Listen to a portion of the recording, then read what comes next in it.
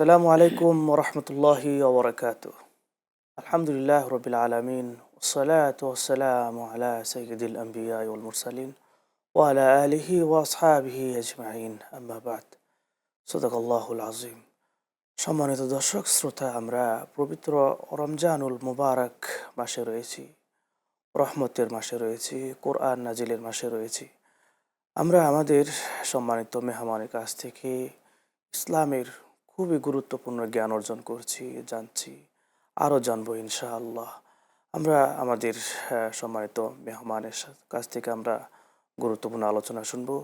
আলোচনা পেশ করার জন্য স্টুডিওতে উপস্থিত হয়েছেন মুফতি শাহ মোহাম্মদ ইয়াসিন আরাফাত। আসসালামু আলাইকুম রহমতুল্লাহ। ওয়ালাইকুম আসসালাম রহমতুল্লাহি ওবরাকাত। মোহতারাম, কেমন আছেন? আলহামদুলিল্লাহ, আপনি কেমন আছেন? আলহামদুলিল্লাহ, আল্লাহর মেহরবানি। মোহতারাম, আমরা রমজানুল মুবারক মাসে রয়েছি। আমরা এই রহমতের মাসে কিভাবে রহমত অর্জন করতে পারি? এই রহমতের মাসেও কি যারা রোজা রাখেন না তারা কি এই রহমত থেকে বঞ্চিত হবেন? আপনি যদি আমাদেরকে সংক্ষিপ্ত আকারে জানাতেন। আল্লাহ সুবহানাহু ওয়া তাআলা মুমিনকে রহমার মাস হিসাবেই এবং অল্প সময়ে অনেক সওয়াব অর্জন করা যায়, এই জন্যই রমজান দিয়েছেন, সুবহানাল্লাহ। যাতে করে আল্লাহর বান্দাগুলি এই ক্ষুদ্র হায়াতের মাঝে, অর্থাৎ একটা মানুষ ৬০ বছর, ৭০ বছর, সর্বোচ্চ ১০০ বছর পর্যন্ত হায়াত পেতে পারে বা তার চেয়ে বেশি কম টাইম।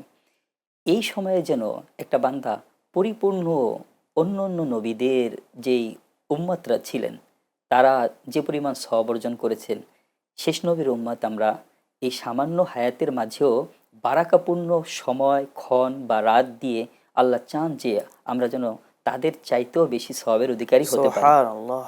এজন্য আল্লাহ সুবহানাহু ওয়া তাআলা আমাদেরকে এই বারাকাপূর্ণ টাইম দিয়েছেন, সময় দিয়েছেন, ক্ষণ দিয়েছেন। এই সময় আমরা যদি রোজা রাখি, ভালো কাজ করি, তাহলে আল্লাহ সুবহানাহু ওয়া তাআলার যেই রহমত আছে সেটা আমরা অর্জন করতে পারলাম। কিন্তু হতভাগা, দুর্ভাগা, ক্ষতিগ্রস্ত ওই ব্যক্তি, যে ব্যক্তি রমজানকে পাওয়ার পরও ইবাদাত করতে পারল না, সলাত আদায় করতে পারল না, আত্মশুদ্ধি যেটাকে বলে সেটা করতে পারল না, নিজেকে পবিত্র করতে পারল না, তাহলে সে রহমত থেকে বঞ্চিত হয়ে গেল। আল্লাহ তাআলার যে রহমত ছিল সেই রহমত সে পেল না। এর চেয়ে হতভাগা আর কি হতে পারে? যদি এই ব্যক্তি ইবাদত করত, আল্লাহ তাআলার কাছে চাইতো, তার সাধ্য অনুযায়ী আল্লাহ তাআলার কাছে যদি ক্ষমা চায়, ইবাদত করে, আল্লাহ সুবহানাহু ওয়া তাআলা দেখবেন তার অন্তর।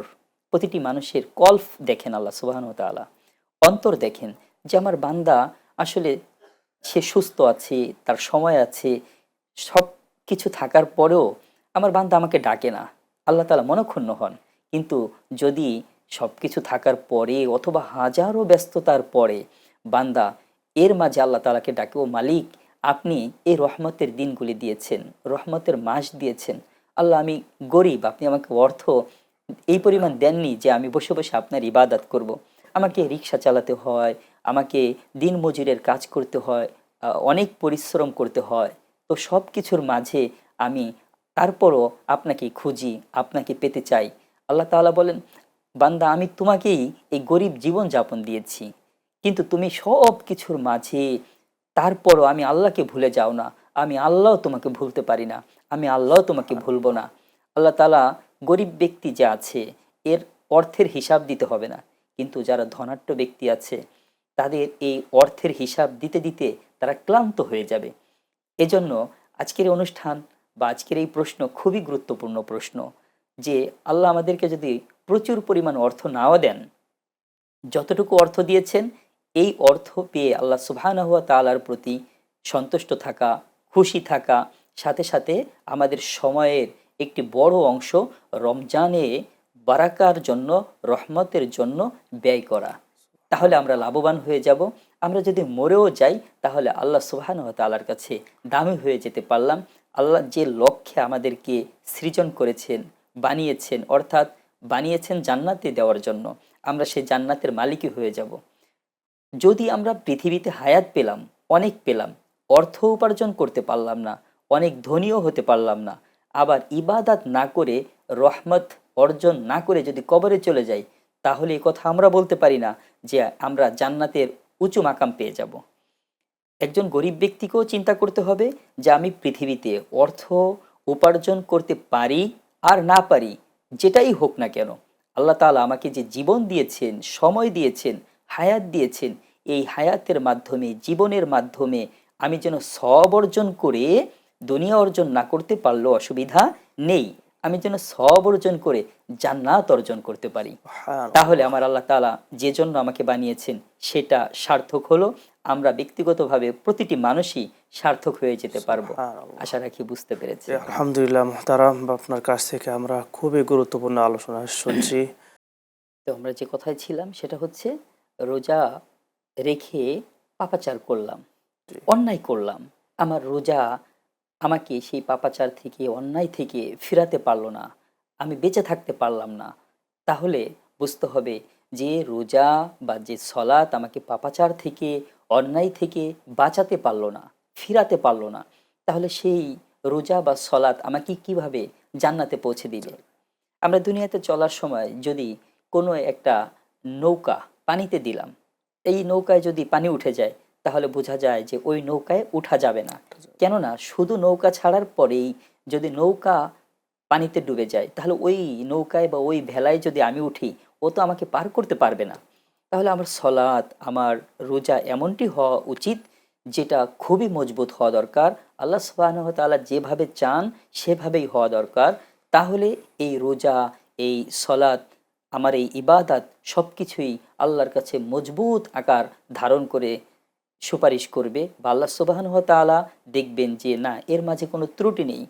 যে বান্দা রোজা রাখলো, রোজা রাখার পরে সকল পাপাচার থেকে বিরত থাকলো, পঙ্কিলতা থেকে বিরত থাকলো, এই বান্দা যে রোজা রেখেছে, এর জন্য আমি আল্লাহ সুবহানাহু ওয়া তাআলা নিজেই পুরস্কার দিয়ে দিব।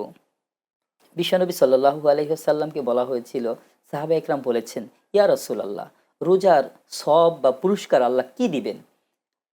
তখন বিশ্বনবী সাল্লাল্লাহু আলাইহি ওয়াসাল্লাম জানিয়ে দিয়েছেন যে আল্লাহ নিজেই এর পুরস্কার হয়ে যাবেন। যখন মালিক সুবহানাল্লাহ। পুরস্কার হয়ে যায়, তখন বান্দার আর কোনো অভাব থাকে না, থাকে না। অভাব থাকে না।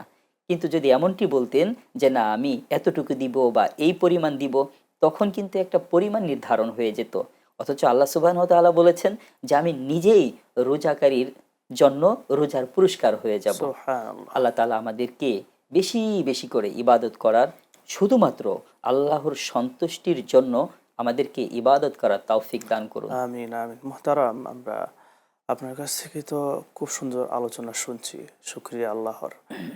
আপনার কাছ থেকে আরেকটি বিষয় জানবো, এই রমজানুল মুবারাকে আমরা কোন সময় দোয়া করলে আমাদের দোয়া আল্লাহ রাব্বুল আলামিন কবুল করবেন? আমরা কোন সময়টা বেশি বেশি দোয়া করতে পারি? এমনিই তো আমরা জানি মাহে রমজান রহমতের মাস। তারপরেও হাদিস এবং কোরআনে উল্লেখিত কোনো সময়ের কথা বলা হয়েছে কিনা? বিশ্বনবী সাল্লাল্লাহু আলাইহি ওয়াসাল্লাম হাদিসের ভিতরে বলেছেন, যে কোনো টাইমে তো দোয়া করাই যায়, বাকি ইফতারের সময়, তার সময়, সাহরির সময়, সাহরির সময়। সাহরির সময়, ইফতারের সময় যদি কোনো বান্দা আল্লাহ সুবহানাহু ওয়া তাআলার কাছে দোয়া করেন, তাহলে এই দোয়াকে আল্লাহ তাআলা ফেরত দেন না, আল্লাহ তাআলা সুবহানাল্লাহ, কবুল করে নেন। আল্লাহ সুবহানাল্লাহ, সুবহানাহু ওয়া তাআলা লজ্জা পান যে সারাদিন রোজা রাখার পর ইফতারের এই চমৎকার আয়োজন, এত সুবহানাল্লাহ, খাবার সামনে আছে, অথচ বান্দার পেটে কোনো খাবার নেই, ঠোঁটটা সুবহানাল্লাহ। তৃষ্ণায় শুকিয়ে গিয়েছে, পেটটা কিছুটা ব্যথা করছে, কিন্তু বান্দা একমাত্র হৃদয়ের মাঝে বড় আকাঙ্ক্ষা আর তামান্না রেখেছে যে আমার আল্লাহর সন্তুষ্টির জন্য আমি রোজা রেখেছি, সুবহানাল্লাহ। থাক না আমার সামনে খুব মুখরোচক খাবার বা অনেক দামি খাবার, বান্দা নিয়ে বসেই থাকে। এই সময় আল্লাহ তাআলা আনন্দ চিত্তে ফেরেশতাদেরকে ডেকে ডেকে বলায়, দেখো ফেরেশতারা, আমার এই বান্দারা সারাদিন রোজা রেখেছে, এখন ইফতারের সময় হয়ে গেছে, এত খাবার, এত আয়োজন, এত রিজিক তাদের সামনে আছে, কিন্তু তারা খাচ্ছে না কেন বলতে পারো? সুবহানাল্লাহ। তখন ফেরেশতারা বলে, আল্লাহ আপনি সবচেয়ে ভালো জানেন। তখন আল্লাহ তাআলা বলেন যে আমার ভয়ে তারা এই খাবারকে গ্রহণ করছে না, আমার ভয়ে তারা এই খাবারকে খাচ্ছে না, তোমরা সাক্ষী থাকো, আমি আল্লাহকে যদি ভয় পেয়ে তারা এই খাবার না খায়, তাদের কণ্ঠনালী শুকিয়ে গিয়েছে, তাদের শরীর দুর্বল হয়ে পড়েছে, তারপরেও খাবার খাচ্ছে না, তোমরা সাক্ষী থাকো, আমি আমার এই বান্দাদের জীবনের গুনাহগুলিকে মাফ করে দিলাম। সুবহানাল্লাহ। তারাও আমরা আপনার কাছ থেকে খুবই চমৎকার আলোচনা শুনছিলাম। আমরা দোয়া করি আল্লাহ রাব্বুল আলামিন যেন এই দোয়ার মাধ্যমে, এই আলোচনার মাধ্যমে আমাদের জীবনকে সংশোধন করে দেয়। ইন আমরা আমাদের অনুষ্ঠানের একদম শেষ পর্যায়ে রয়েছি। ইনশাআল্লাহ আল্লাহ চাহে তো অন্য কোনো এক সময় আপনার এলেম থেকে আমরা জ্ঞান অর্জন করব। প্রিয় দর্শক শ্রোতা, আমরা দেখতে দেখতে অনুষ্ঠানের একদম শেষ প্রান্তে চলে এসেছি। প্রিয় দর্শক, আপনাদের সকলকেই নেক হায়াত কামনা করে স্বাগত স্বাগত জানিয়ে আজকের মতো এখানে বিদায় নিচ্ছি। আসসালামু আলাইকুম ওয়া রাহমাতুল্লাহি ওয়া বারাকাতুহু।